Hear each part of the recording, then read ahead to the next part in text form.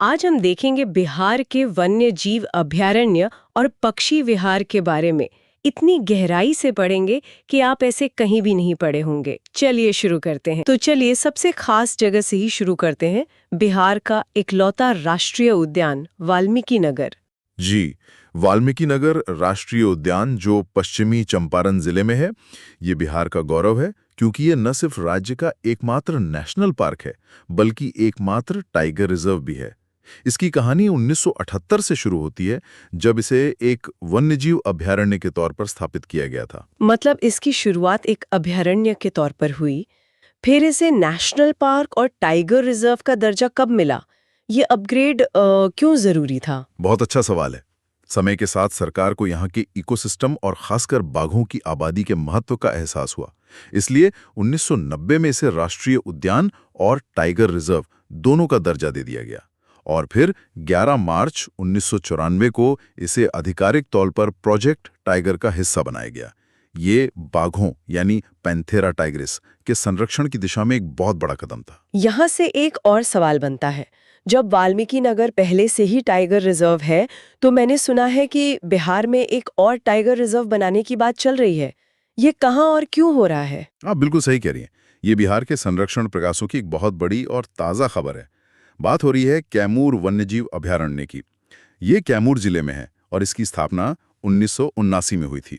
क्षेत्रफल के हिसाब से ये बिहार का सबसे बड़ा वन्यजीव अभयारण्य है। और अब इसे टाइगर रिजर्व बनाया जा रहा है। जी, अच्छी खबर यह है कि इसे बिहार का दूसरा टाइगर रिजर्व बनाने के लिए राष्ट्रीय बाघ संरक्षण प्राधिकरण यानी एनटीसीए से हरी झंडी मिल गई है। अच्छा, एनटीसीएस से। हाँ, ये एक बहुत बड़ी बात है क्योंकि एनटीसीए ही भारत में बाघों के संरक्षण की सबसे बड़ी संस्था है। इसकी मंजूरी का मतलब है कि अब यहाँ बाघों के संरक्षण के लिए केंद्रीय स्तर पर फंड और विशेषज्ञता मिलेगी। ये तो सच में बहुत महत्वपूर्ण है। कैमूर की भौगोलिक स्थिति में भी कुछ खास है ना? मैंने सोन नदी का जिक्र सुना है ना? और दूसरी तरफ नदी, ये बाघों के लिए एक बेहतरीन कॉरिडोर बनाता है। वाल्मीकि के बाद कैमूर में एक नया घर तैयार होने से बिहार में बाघों का भविष्य और सुरक्षित होगा। तो बाघों के दो बड़े घर, वाल्मीकि और अब कैमूर। लेकिन बिहार में और भी कई अनोखी जगहें हैं, जैसे मुंगेर का भीम बांध, जो अपने जानवरों से ज्यादा किसी और चीज के लिए मशहूर है। हाँ, भीमबांध वन्यजीव अभयारण्य, जिसकी स्थापना 1976 में हुई थी, अपनी जैव विविधता के लिए तो जाना ही जाता है, लेकिन इसकी असली पहचान है यहाँ के गर्म पानी के झरने। गर्म पानी के झरने? जी, सीताकुंड और ऋषिकुंड जैसे झरने यहाँ की जमीन से निकलते हैं। ये एक अनोखी भूवैज्ञानिक घटना है जो इस जगह को सबसे अलग बनाती है। एक मिनट, तेंदुआ, भालू और मगरमच्छ, ये तीनों बड़े शिकारी एक ही जगह पर। ये तो बड़ा दिलचस्प संतुलन होगा। क्या इनके बीच कोई संघर्ष देखने को मिलता है? प्रकृति का संतुलन बहुत कमाल का होता है। यहाँ तेंदुआ, भालू, जंगली सुअर और मगरमच्छ जैसे जीव एक ही इकोसिस्टम में रहते हैं। गर्म पानी के स्रोत और घने जंगल इन सभी को अपनी अपनी जगह देते हैं, जिससे सीधे टकराव की नौबत कम आती है। चलिए, गर्म झरनों से निकलकर अब हम उस जगह चलते हैं जो इतिहास और अध्यात्म के लिए जानी जाती है, राजगीर। वहाँ पंत वन्यजीव अभयारण्य है। जी, राजगीर नालंदा में स्थित पंत वन्यजीव अभयारण्य की स्थापना 1978 में हुई थी। ये राजगीर की 5 पहाड़ियों के बीच घिरा हुआ है और इसका ऐतिहासिक महत्व भी है। यहाँ भेड़, भालू, बंदर जैसे जानवर आसानी से दिख जाते हैं। और गया का गौतम बुद्ध वन्यजीव अभयारण्य, इसका नाम ही इसके सांस्कृतिक जुड़ाव को बताता है। सही कहा आपने। 1976 में स्थापित ये अभयारण्य न सिर्फ तेंदुआ, चीता, सांभर और हिरण जैसे जानवरों का घर है, बल्कि यह बौद्ध सर्किट का भी एक अहम हिस्सा है। इसकी एक और खास बात यह है कि इसका विस्तार बिहार से लेकर पड़ोसी राज्य झारखंड तक है। ओहो! जी, ये एक ट्रांस बाउंड्री संरक्षित क्षेत्र है। अब वापस पश्चिमी चंपारण की ओर चलते हैं, जहां उदयपुर वन्यजीव अभयारण्य है। इसका नाम थोड़ा कंफ्यूज कर सकता है, लोगों को राजस्थान का उदयपुर याद आ सकता है। हाँ, बिल्कुल। लेकिन ये बिहार के पश्चिमी चंपारण में है। 1978 में स्थापित इस अभयारण्य के अंदर उदयपुर झील है, जो एक बहुत महत्वपूर्ण वेटलैंड है।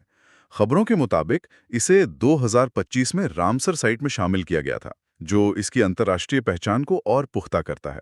और नवादा के रजौली अभयारण्य का जिक्र आते ही मुझे तो भालू याद आते हैं।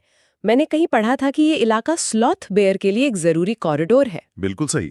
रजौली वन्यजीव अभयारण्य खासकर भालुओं का एक अहम ठिकाना है।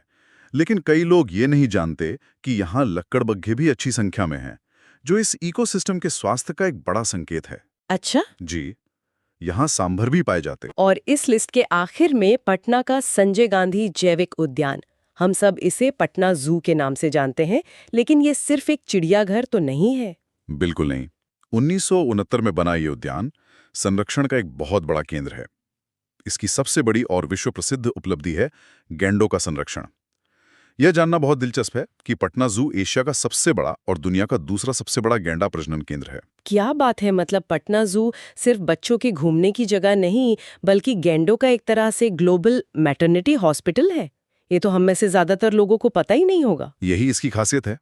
यह दिखाता है कि बिहार संरक्षण के काम में कितनी महत्वपूर्ण भूमिका निभा रहा है। जमीन पर रहने वाले जानवरों की दुनिया से निकलकर अब आसमान की ओर देखते हैं। बिहार के पक्षी विहार भी कुछ कम दिलचस्प नहीं है। निश्चित रूप से। और यहाँ भी बिहार के पास कई अंतर्राष्ट्रीय स्तर की उपलब्धियां हैं। शुरुआत करते हैं वैशाली के बरेला झील से, जिसका पूरा नाम है सलीम अली जुब्बा साहनी पक्षी वन्यजीव अभयारण्य। नाम काफी लंबा है। हाँ, भारत के महान पक्षी विज्ञानी सलीम अली और स्वतंत्रता सेनानी जुब्बा साहनी दोनों के नाम पर है। 1997 में स्थापित इस जगह पर कोयल, गौरैया जैसे स्थानीय पक्षियों के साथ साथ हजारों प्रवासी पक्षी भी आते हैं। और दरभंगा का कुशेश्वर स्थान, मैंने सुना है वहाँ कुछ खास मेहमान आते हैं। जी, 1994 में बना कुशेश्वर स्थान पक्षी अभयारण्य उत्तरी बिहार का सबसे बड़ा पक्षी विहार है। इसकी सबसे बड़ी पहचान है अक्टूबर में हजारों किलोमीटर दूर साइबेरिया से आने वाले साइबेरियन क्रेन। Siberian crane? हाँ, यह दृश्य अद्भुत होता है और पक्षी प्रेमियों के लिए किसी त्योहार से कम नहीं। अब जमुई की बात करते हैं, जो हाल ही में बहुत चर्चा में रहा है। वहाँ एक नहीं बल्कि 2 पक्षी विहार है ना, नागी डैम और नकटी डैम। हाँ, और दोनों ही 1987 में स्थापित हुए थे। ये हाल में इसलिए चर्चा में आए क्योंकि 2024 में इन दोनों को एक साथ रामसर साइट का दर्जा दिया गया है। दोनों को एक साथ? जी, एक ही जिले के 2 स्थलों को एक साथ ही अंतर्राष्ट्रीय मान्यता मिलना बिहार के लिए एक बहुत बड़ी उपलब्धि है। यहाँ पर मैं श्रोताओं के लिए ये साफ करना चाहूंगी कि रामसर साइट का क्या मतलब है, ये दर्जा क्यों महत्वपूर्ण है? बहुत जरूरी सवाल है। रामसर साइट एक अंतर्राष्ट्रीय दर्जा है जो दुनिया की महत्वपूर्ण वेटलैंड्स यानी नम भूमियों को दिया जाता है।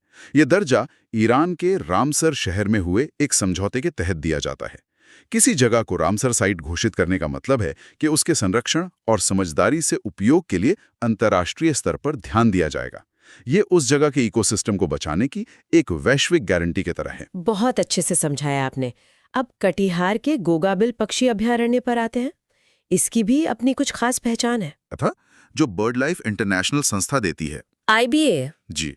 दूसरी और सबसे खास बात यह है कि ये बिहार का पहला कम्युनिटी रिजर्व यानी सामुदायिक आरक्षित क्षेत्र है। कम्युनिटी रिजर्व ये क्या होता है? ये सामान्य अभयारण्य से कैसे अलग है? इसका मतलब है कि इसके संरक्षण की जिम्मेदारी सिर्फ सरकार की नहीं, बल्कि वहां रहने वाले स्थानीय समुदायों की भी है। वे संरक्षण के फैसलों में भागीदार होते हैं। ये संरक्षण का एक ज्यादा लोकतांत्रिक और टिकाऊ मॉडल माना जाता है, जहां लोग अपने पर्यावरण के रक्षक खुद बनते हैं। और तीसरी खबर ये है कि इसे नवंबर 2025 में रामसर साइट में शामिल किया गया है। और अब उस झील की बात करते हैं जो बिहार की पहली रामसर साइट बनी, बेगूसराय की कावड़ झील। ये क्या होती है? ये बहुत दिलचस्प है। गोखुर झीलें तब बनती हैं जब कोई नदी अपना रास्ता बदल लेती है और उसका कोई घुमावदार हिस्सा मुख्य धारा से कटकर एक अलग झील के रूप में रह जाता है। अच्छा। इसका आकार गाय के खुर जैसा होता है, इसलिए इसे गोखुर कहते हैं। कावड़ झील बूढ़ी गंडक नदी का ऐसा ही छोड़ा हुआ हिस्सा है। इसी शांत और दलदली माहौल की वजह से ये प्रवासी पक्षियों के लिए एक आदर्श ठिकाना बन जाता है। इसे 2020 में बिहार का पहला और भारत का 39वां रामसर साइट घोषित किया गया था। भारत का 39वां? जी। जमीन और आसमान के बाद अब बिहार के पानी में उतरते हैं। गंगा नदी की पहचान, डॉल्फिन की बात करते हैं। बिल्कुल। और गंगा की डॉल्फिन के संरक्षण के लिए बिहार में खास अभयारण्य हैं। विक्रमशिला गांगेर डॉल्फिन अभयारण्य। ये भागलपुर में सुल्तानगंज से कहलगांव तक गंगा नदी के 60 किलोमीटर के हिस्से में फैला हुआ है। इसे 1990-91 में स्थापित किया गया था। डॉल्फिन के बारे में कुछ बहुत ही हैरान करने वाली बातें हैं, जैसे इसे सूस भी कहते हैं। क्यों? जी, इसे सूज इसलिए कहते हैं क्योंकि जब ये सांस लेने के लिए पानी की सतह पर आती है तो सूज जैसी आवाज निकलती है। लेकिन सबसे चौंकाने वाली बात यह है कि गंगा डॉल्फिन अंधी होती हैं। अंधे? जी, उनकी आंखों में लेंस नहीं होते। अगर वो अंधी होती हैं तो अपना शिकार कैसे ढूंढती हैं और चलती कैसे हैं? ये प्रकृति का एक और चमत्कार है। वे इकोलोकेशन नाम की तकनीक का इस्तेमाल करती हैं। वे अपने सिर से पराश्रव्य तरंगें यानी अल्ट्रासोनिक साउंड निकालती हैं। ये तरंगें जब किसी मछली या पत्थर से टकराकर वापस आती हैं तो डॉल्फिन उस गूंज को सुनकर अपने आसपास की दुनिया का एक दिमागी नक्शा बना लेती हैं। अरे वाह, ठीक वैसे ही जैसे चमगादड़ करते हैं। अद्भुत। और ये एक मछली नहीं बल्कि एक स्तनधारी जीव है ना? बिल्कुल सही। ये एक मैमल है और इसे सांस लेने के लिए हर कुछ मिनटों में पानी से बाहर आना पड़ता है। इनके महत्व को देखते हुए ही 2009 में गंगा डॉल्फिन को भारत का राष्ट्रीय जलीय जीव घोषित किया गया था। लोगों में जागरूकता फैलाने के लिए हर साल 5 अक्टूबर को वर्ल्ड डॉल्फिन डे मनाया जाता है। इनके संरक्षण के लिए बिहार में और क्या काम हो रहा है? बिहार इस मामले में काफी आगे है। देश का पहला national dolphin research centre Patna में स्थापित किया गया है। आबादी की बात करें तो उत्तर प्रदेश की बात सबसे ज्यादा डॉल्फिन बिहार की गंगा में ही पाई जाती हैं। अच्छा, हम दूसरे नंबर पर हैं। जी, और ये भी गर्व की बात है कि भारत के डॉल्फिन मैन कहे जाने वाले रविंद्र कुमार सिन्हा बिहार से ही हैं, जिन्हें उनके काम के लिए पद्मश्री से भी सम्मानित किया गया है। तो आज हमने बिहार के वन्य जीवों की दुनिया की एक शानदार यात्रा की, वाल्मीकि के बाघों और कैमूर की उम्मीदों से लेकर कांवड़ झील के प्रवासी पक्षियों और गंगा की अंधी डॉल्फिन तक। ये साफ है कि बिहार की जैव विविधता कितनी समृद्ध और महत्वपूर्ण है। बिल्कुल, और ये चर्चा ये भी दिखाती है कि कैसे टाइगर रिजर्व, रामसर साइट और कम्युनिटी रिजर्व जैसे राष्ट्रीय और अंतर्राष्ट्रीय दर्जे इन अनमोल जगहों को बचाने में अहम भूमिका निभा रहे हैं। ये सिर्फ संरक्षण नहीं है, ये हमारी प्राकृतिक धरोहर को अगली पीढ़ी के लिए सहेजना है। ये सब जानने के बाद एक सवाल मन में आता है, ये तो संरक्षित क्षेत्र हैं, लेकिन इन पार्कों और अभयारण्यों की दीवारों के बाहर वन्य जीवों के आवासों का क्या हो रहा है? और आज के दौर में जब शहर तेजी से फैल रहे हैं तो विकास और प्रकृति के संरक्षण के बीच एक बेहतर संतुलन कैसे बनाया जा सकता है? इस सवाल पर सोचना बहुत जरूरी है।